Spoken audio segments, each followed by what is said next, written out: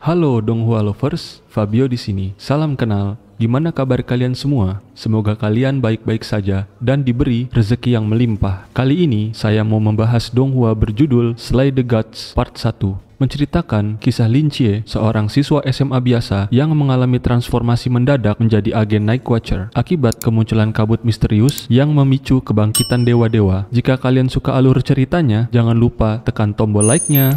Cerita dimulai pada suatu malam yang cerah. Fenomena pergerakan bulan menuju perigi, titik terdekat bulan dengan bumi, yang terjadi setiap 28 hari, menjadi momen sempurna bagi para pengamat langit. Malam itu, permukaan bulan terlihat begitu jelas, memberi kesempatan bagi mereka yang antusias untuk mengagumi keindahannya. Seorang anak laki-laki bernama Lin Chie yang mendengar fenomena ini dari berita para astronom memutuskan untuk menyaksikannya sendiri. Dengan semangat, ia naik ke atap dan menggunakan binokular untuk mengamati bulan yang megah di langit malam. Namun, suatu yang luar biasa terjadi. Tidak lama setelah Lin Chie mulai mengamati bulan, sosok makhluk gagah dan bersayap 6 muncul di langit. Sosok malaikat dengan mata bercahaya yang menyala-nyala menatap langsung ke arah Lin Chie. Tatapan matanya yang bercahaya penuh api. Lin Chie merasakan panas yang luar biasa membakar matanya.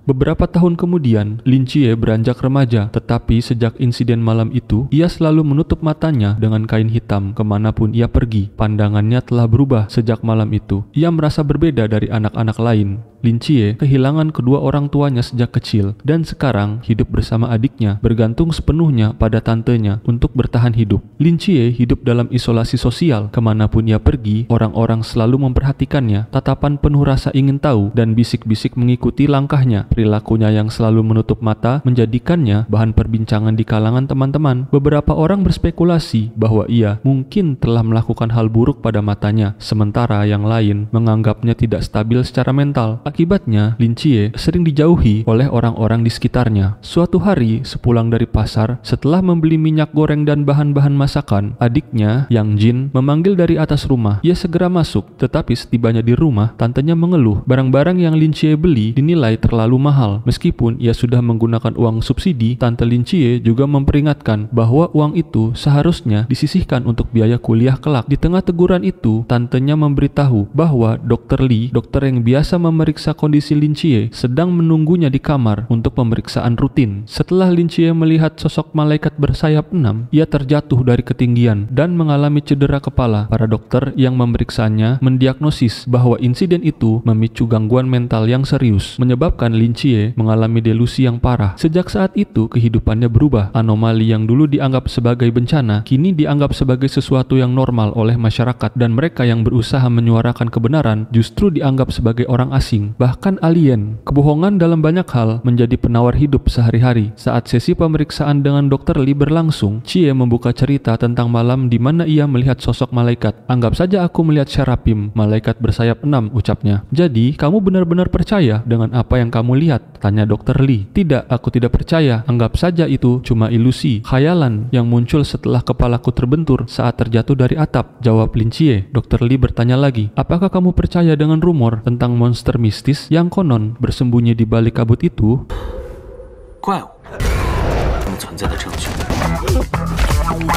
Di tempat lain, di dalam sebuah tambang gelap dan sunyi, Night Watcher, sebuah organisasi yang bertugas melindungi manusia dari makhluk-makhluk misterius, sedang melaksanakan misi mereka.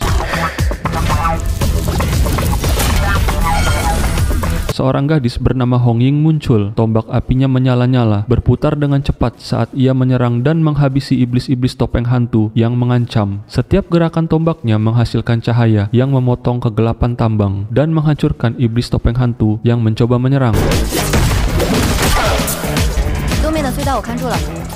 Bersama Hong Ying, dua laki-laki misterius yang juga anggota Night Watcher ikut bergabung dalam pertempuran. Salah satu di antara mereka bernama Wen Chimo, menggunakan mantra dewa kematian menggigit iblis-iblis itu hingga hancur lebur. 运气有点好。 Sementara itu, keduanya melancarkan serangan gabungan dengan pedang mereka, melakukan manuver epik yang menunjukkan keahlian dan kerjasama mereka. Dalam salah satu adegan, Wen Qimo melompat di tengah-tengah serangan dua iblis sekaligus, menghindari serangan mereka. Kemudian, mereka menebas iblis topeng hantu yang tersisa dengan tebasan yang presisi dan cepat. Seorang gadis misterius berkacamata bernama Xiaonan muncul. Ia dengan cepat menghabisi iblis-iblis topeng hantu tersebut menggunakan serangan beruntunnya yang secepat kilat. Namun, salah satu iblis mencoba menyerangnya dari belakang. Terdengar suara tembakan. Peluru itu mengenai tepat di tubuh iblis yang mengintai Xiaonan. Seorang pria berpenampilan tenang menggunakan topi bernama Lang Xuan muncul dari balik bayangan. Ia membuka kotaknya, mengakses peluncur rudal dengan mantra dan meluncurkan misil ke arah iblis-iblis yang mencoba melarikan diri. Ledakan besar terjadi, mengguncang seluruh terowongan dan membumi hanguskan sisa-sisa iblis topeng hantu itu. Sementara itu, di markas Snake Watcher, seorang agen yang juga wakil kapten mereka bernama Xiang Nan tengah mengawasi pergerakan iblis-iblis topeng hantu tersebut dari layar komputernya, memperhatikan setiap detail dengan cermat. Zhao Kongcheng, salah satu anggota Night Watcher, setelah berlari mengejar iblis-iblis yang melarikan diri. Ia mengeluh tentang betapa cepatnya mereka bergerak dan merasa frustasi karena harus menaiki tangga lagi dalam pengejaran itu. Wakil pemimpin mereka yang memantau situasi dari markas mengingatkan Zhao untuk segera mempercepat langkahnya karena para iblis-iblis itu sedang bergerak menuju kota. Mereka perlu memperluas area pencarian agar dapat mencegah malapetaka lebih lanjut. Di dalam tambang, para pekerja gemetar ketakutan setelah menyaksikan semuanya. Untuk menjaga kerahasiaan, Wen Qimo, agen Night Watcher, memberikan lonceng ajaib kepada mereka. Seketika, yang mendengar bunyi lonceng itu melupakan semua yang baru saja mereka saksikan. Salah satu iblis sambil berlari, mereka mengejek Zhao yang sudah kehabisan tenaga dalam pengejarannya. Namun sebelum Zhao sempat beraksi, Hong Ying tiba-tiba muncul dengan cepat. Zhao berkata, "Hei, jangan serakah." Namun Hong Ying tidak menghiraukannya. Dengan penuh kekuatan, ia melemparkan tombak apinya ke arah iblis tersebut. Tombak itu menembus tubuh iblis dan menghancurkannya dalam sekejap. Tidak berhenti di sana, Hong Ying melompat dan berpijak ke tombaknya, lalu menghantam batu besar di dekatnya, menyebabkan batu itu meledak dan meluncur seperti meteor, menghantam beberapa iblis lainnya yang masih tersisa. Tinggal satu iblis yang tersisa. Zhao melihat ini sebagai kesempatan emas untuk beraksi. Namun sebelum ia sempat bergerak, Hong Ying dengan lincah melompat ke bawah dan menusuk iblis tersebut dengan tombaknya, mengakhiri perlawanan terakhir.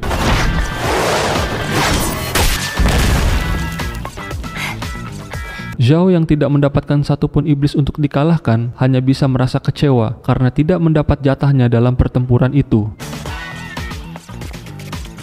Pada malam itu, setelah Dr. Li pulang dari rumah Lin Chie, ia melambaikan tangan sebelum tantenya memanggilnya untuk makan malam bersama. Saat mereka duduk di meja makan, tantenya dengan cemas menanyakan apa yang dikatakan dokter tentang kondisi Chie. Tantenya khawatir karena Chie sudah lama tidak mengikuti pelajaran di sekolah. Lin Chie meyakinkannya, mengatakan bahwa matanya dan otaknya baik-baik saja, tidak ada yang perlu dikhawatirkan. Namun tantenya tetap merasa khawatir. Besok Lin Chie harus mulai bersekolah lagi dan ia takut kondisi Lin Chie akan mengganggunya di sekolah. Adik Lin Chie, Yang Jin, bahkan menawarkan untuk menemani abangnya ke sekolah. Namun, Lin Chie menolak dengan halus, mengatakan tidak perlu khawatir yang berlebihan. Ia bisa mengatasinya sendiri. Setelah itu, mereka bersulang untuk hari esok yang lebih baik, meski kekhawatiran tetap tersisa di hati tante dan adiknya. Di kamarnya malam itu, Chie merenung dalam diam, mengakui dalam hatinya bahwa selama ini ia telah membohongi tante dan adiknya. Sebenarnya matanya tidak rusak, sebaliknya penglihatannya sangat sempurna. Bahkan aneh, sejak malaikat bersayap 6 membakar matanya, ia bisa melihat dunia sekitarnya dengan jelas meskipun matanya tertutup rapat.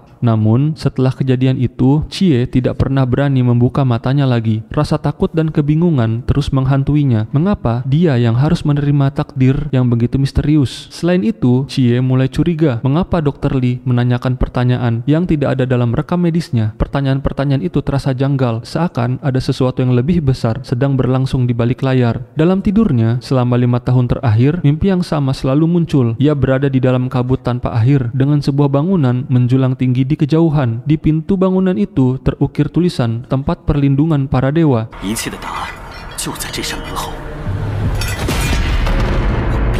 Setiap malam Lin Chie mengetuk pintu besar itu. Setiap ketukan melepaskan energi yang dahsyat. Meskipun begitu, selama 5 tahun ia tidak pernah berhasil membuka pintu tersebut. Namun, ia tahu bahwa semua jawaban ada di balik pintu itu. Dan kini, ia berjanji pada dirinya bahwa suatu hari nanti pintu itu akan terbuka.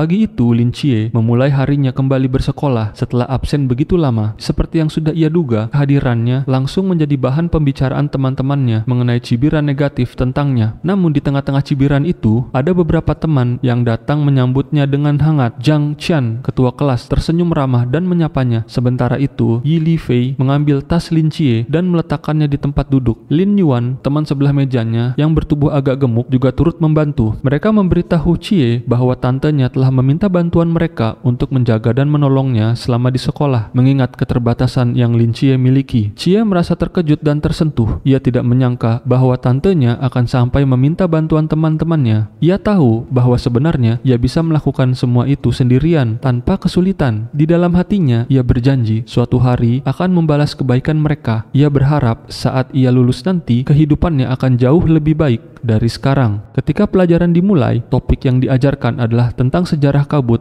dan dilema Dacia modern, tempat di mana mereka sekarang tinggal. Guru yang menjelaskan bahwa tanggal 9 Maret setiap tahun dikenal sebagai Survivor Day, hari peringatan bagi mereka yang selamat dari dampak kabut misterius yang menghancurkan sebagian besar dunia, namun menyisakan Dacia sebagai satu-satunya peradaban yang bertahan. Setelah sekolah selesai, Chie dan teman-temannya berjalan pulang melewati gang yang gelap dan remang-remang. Lin Chie berkata bahwa ia bisa pulang sendiri, namun Zhang Qian, ketua kelas, mengingatkan bahwa ia telah berjanji kepada tantenya untuk menjaga Lin Chie dengan baik. Teman-teman yang lain juga menyetujuinya dengan tegas. Chie, yang setiap hari diperlakukan seperti orang gila oleh kebanyakan orang, merasa aneh mendapat perhatian dan kehangatan persahabatan seperti ini. Ia tidak terbiasa dengan perhatian yang tulus dari orang lain. Saat mereka tiba di sebuah pertigaan, Wang Xiao, salah satu teman mereka, berpamitan dan berpisah arah menuju gang yang mengarah ke rumahnya. Namun tiba-tiba Zhang Qian merasakan bau busuk yang sangat menyengat. Teman-teman lainnya juga mulai merasakan hal yang sama dan segera menutup hidung mereka. Dari sisi gang yang gelap, mereka mulai melihat sosok makhluk tak kasat mata. Rasa takut mulai menguasai mereka ketika makhluk itu perlahan menunjukkan wujudnya di depan mata mereka.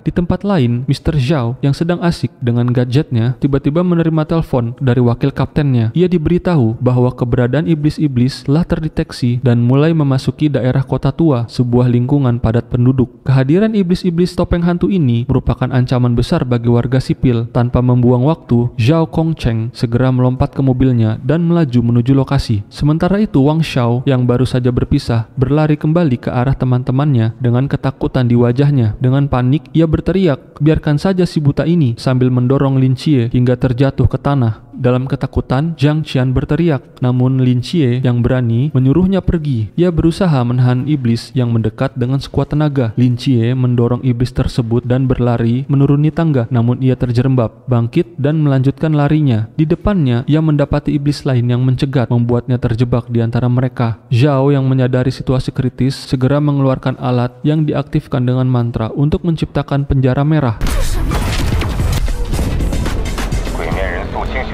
mengisolasi tempat itu agar para iblis topeng hantu tidak bisa menyebar lebih jauh. Timnya segera datang untuk membasmi para iblis. Sementara itu, salah satu iblis di belakang Lin Chie menyerang, membuatnya terjatuh. Dalam hatinya, ia mengeluh, "Setelah semua yang saya lewati, kenapa semuanya tiba-tiba menjadi seperti ini? Ini hari pertama saya sekolah dan saya baru saja memiliki teman-teman baru. Saya tidak mau mati karena makhluk jelek ini." Lin Chie berjuang sekuat tenaga melawan iblis-iblis itu, namun tenaganya tidak cukup kuat untuk mengalahkan mereka. Saat ia menyerang, salah satu iblis mengoyak penutup matanya. Seketika mata Lin Chie memancarkan cahaya api. Ia mencoba menyerang iblis itu dengan tongkatnya, namun tongkatnya patah. Iblis topeng hantu menyerang pundaknya dan yang lain segera ikut menyerangnya, membuatnya tersungkur ke tanah. Dalam keadaan genting di alam bawah sadarnya, Chie terus mengetuk pintu besar itu berkali-kali, berharap mendapat pertolongan dari balik pintu tersebut. Para iblis mengepung Lin Chie dan menyerang tubuhnya. Ia pun kesakitan, berharap sesuatu di balik pintu itu akan menyelamatkannya.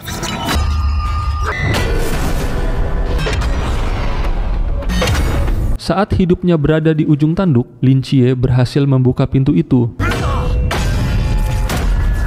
sesosok misterius berambut pirang panjang mengamati dari atas bumi, menandakan sesuatu yang besar akan segera datang. Dalam keadaan terdesak, Chie membuka matanya. Sinar berwarna emas menyinari kegelapan dan menghantam para iblis. Dari kejauhan, semua orang terheran-heran melihat sinar itu, yang bahkan dapat menerangi seluruh kota. Saking kuatnya, penjara yang dibuat oleh Mr. Zhao hancur seketika, dan para iblis tertekan oleh gravitasi yang dihasilkan oleh cahaya tersebut.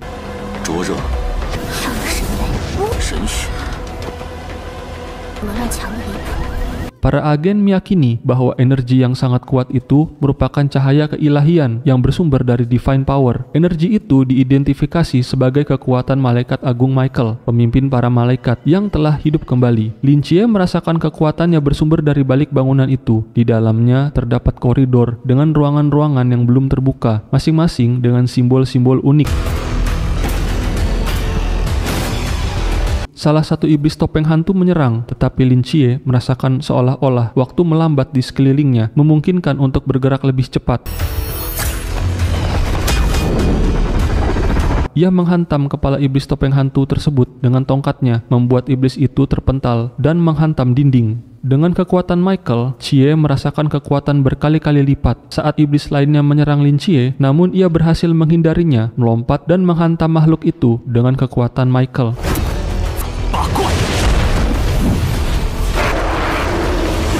Lin Chie melibas semua iblis itu sendirian menggunakan kecepatan dan kekuatan yang kini dimilikinya. Hanya dengan tongkat patahnya, ia membuat mereka berserakan. Tiba-tiba Mr. Zhao datang menyerang salah satu iblis yang tersisa. Ia menebas makhluk itu dengan menendangnya hingga terpental jauh. Zhao melancarkan serangan kombinasi, membuat iblis topeng hantu itu tak berdaya. Setelah pertempuran usai, Zhao Kongcheng bertanya, "Apakah aku keren?" Lin Chie berbalik badan, tidak menghiraukannya. Begitulah alur cerita Slay the Gods Part 1. Masih banyak misteri yang menyelimutinya, terutama tentang kabut misterius dan asal-usul makhluk-makhluk tersebut. Semoga cerita ini bisa berkembang menjadi sesuatu yang menarik dan unik. Kita nantikan kisah Lin Chie di Slay the Gods Part 2. Akhir kata, setiap langkah kecil membawa kita lebih dekat pada impian. Teruslah berjuang dan percayalah pada kekuatanmu. Saya Fabio, sampai jumpa di video selanjutnya.